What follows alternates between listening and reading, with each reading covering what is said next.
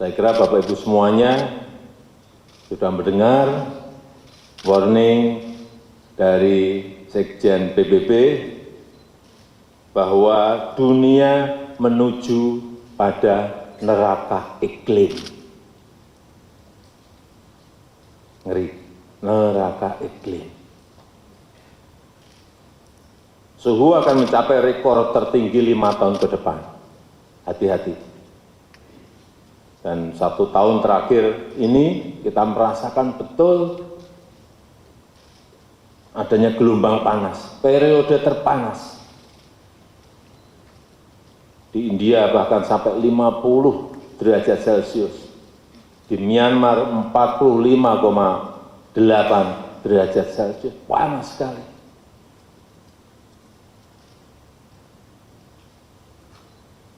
Kalau orang panas mungkin bisa masuk ke rumah, berteduh, bisa.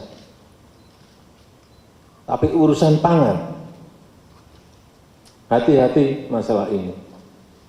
FAO mengatakan bahwa jika didiamkan seperti sekarang ini, nggak ada pergerakan apa-apa, 2050 dunia akan mengalami kelaparan berat.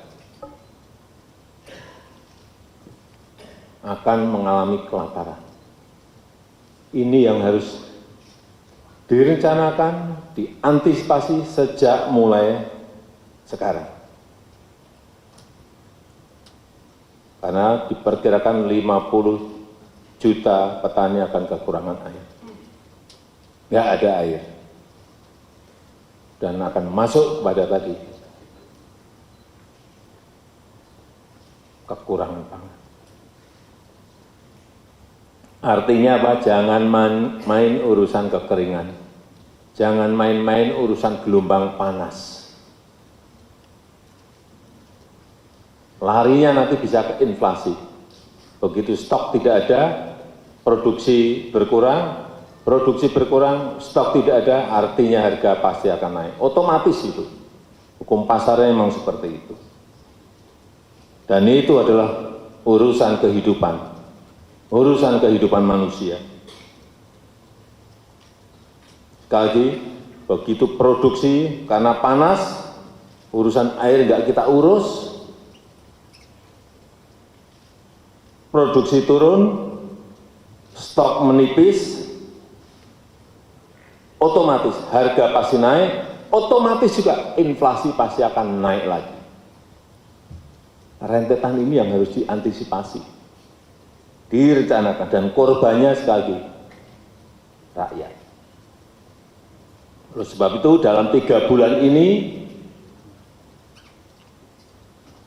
Kementerian Pertanian, Kementerian PU sudah saya perintahkan bekerja sama dengan TNI, dan Panglima TNI dan Kodam-Kodam untuk secepatnya membangun pompa-pompa.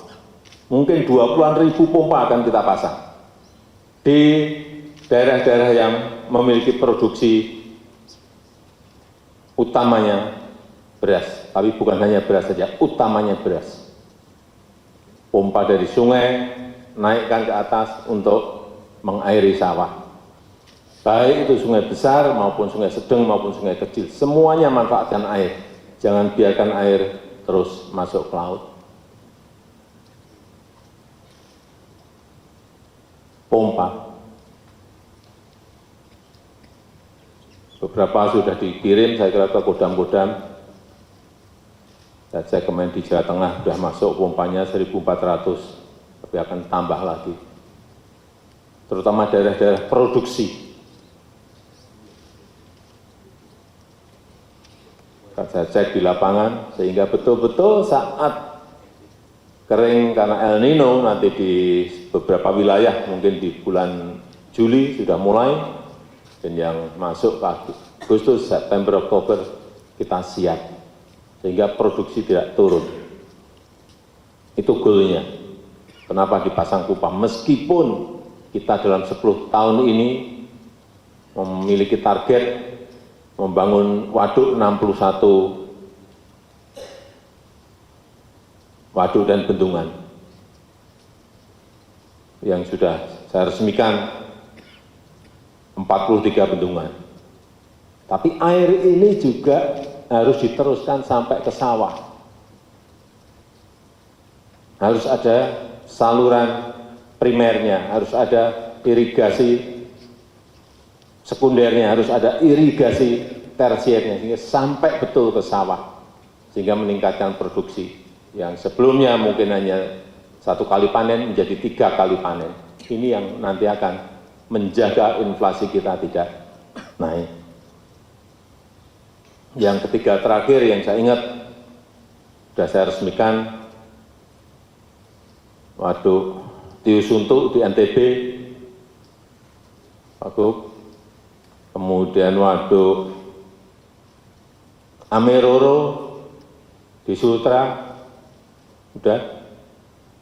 Ya, yang terakhir Sepaku Smoi di Kaltim. Nanti setelah ini akan ada yang selesai langsung kita resmikan semuanya. Hingga sekali lagi saya minta yang menjadi kewajiban pusat, kerjakan pusat, yang menjadi kewajiban provinsi, kerjakan provinsi, yang menjadi kewajiban kabupaten kota juga kerjakan oleh kabupaten kota, sehingga kita betul-betul kerja semuanya terintegrasi. Dan sekarang adalah eranya teknologi, eranya smart system.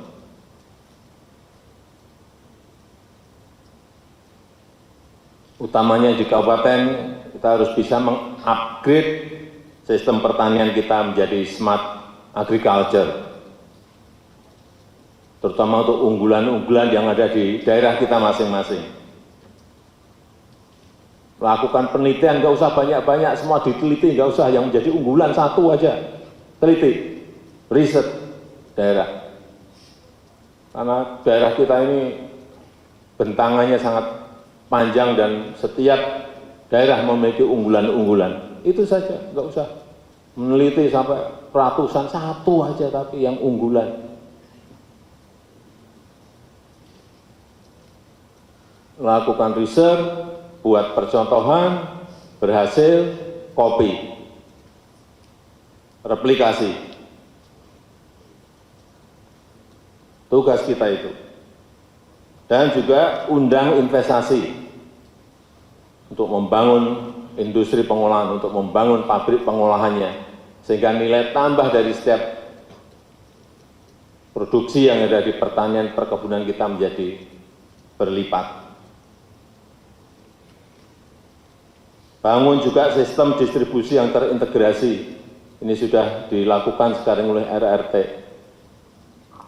Sehingga betul-betul sistem distribusinya betul-betul terintegrasi. Saya kira kalau koordinasi pusat dan daerah bisa berjalan, apa yang tadi saya sampaikan akan bisa kita lakukan. Saya rasa itu yang bisa saya sampaikan dalam kesempatan yang baik ini. Dan apa yang sudah kita capai agar kita terus perbaiki sehingga inflasi bisa kita jaga dan produktivitas utamanya di pertanian perkebunan kita juga terus bisa kita jaga dengan baik. Terima kasih. Wassalamualaikum warahmatullahi wabarakatuh.